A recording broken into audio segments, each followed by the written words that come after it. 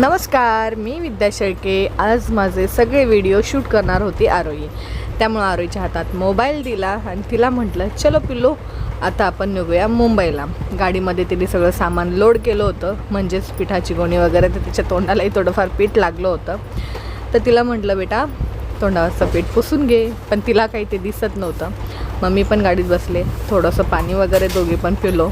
आणि खूप जास्त ऊन पडल्यामुळं खूपच तहान लागत होती. आईला थोडं आम्हाला वरच्या माळ्यामध्ये सोडायचं होतं. आरोहीला म्हटलं थांब, मी आधी तुझ्या तोंडाचं पीठ काढते आणि आपण लगेच पुढं निघूया, खूप गोड आहे माझं बाळ. मग आई आम्ही सगळे निघालो आणि लगेचच रस्त्यावर आलो. तेवढ्यात आम्हाला बैलगाडी दिसली. बैलगाडीमध्ये सगळ्या महिलाच गाडी चालवत होत्या.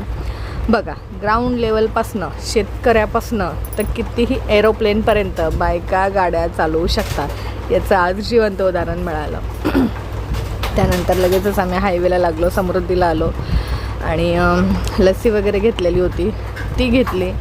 नंतर सिन्नरला आलो. इथे CNG वगैरे भरून आम्हाला लगेचच निघायचं होतं परत समृद्धीला. CNG वगैरे फुल केला आणि इथे आमच्यासमोर एक KA पासिंगची गाडी होती.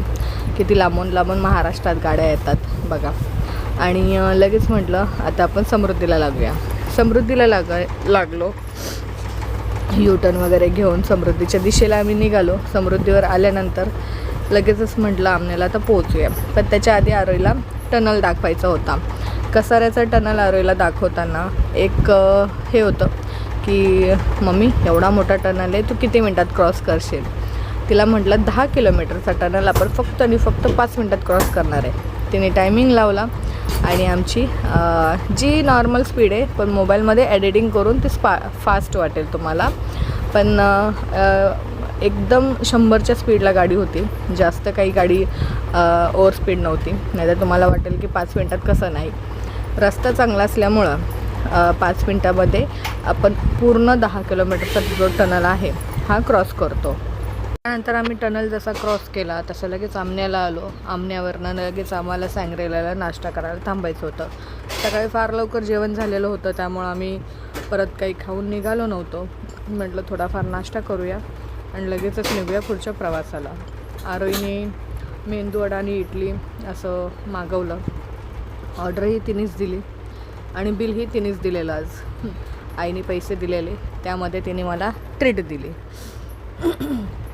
त्यानंतर लगेचच आम्ही निघालो आमच्या पुढच्या प्रवासाला. जसं मुंबईमध्ये एंटर होत होतो तसं हळूहळू ट्रॉफिक स्टार्ट झालेली होती. ट्रॉफिकमधून पण आम्हाला असं होतं की जास्त ट्रॉफिक लागते का काय, पण आज 14 एप्रिल होती, त्यामुळं बऱ्याच सुट्ट्या असल्यामुळं जास्त काही ट्रॉफिक लागली नाही. पण जसं मुंबई जवळजवळ पोचायला लागलो तसं ट्रॉफिक वाढायला लागली होती. खाडीचा ब्रिज क्रॉस केल्यानंतर बऱ्यापैकी आम्ही मुंबईत एंटर करणार होतो. त्यामुळं म्हटलं चला एकदा आपण ब्रिज क्रॉस करूया. इथं नेटवर्क पण नसतं एवढं काही.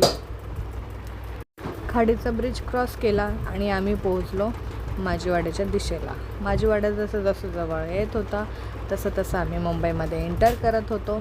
आणि खूपच आरोहीने आज शूट वगैरे खूप छान केला होता. आजचा पूर्ण व्हिडिओ तिने व्यवस्थित छान असा रित्या शूट केला होता आणि खूपच छान व्हिडिओ आज झालेला आमचा. कारण की मला जास्त आज फोकस पूर्ण गाडीवर होता आज आणि खूप छान प्रवास होता आजचा.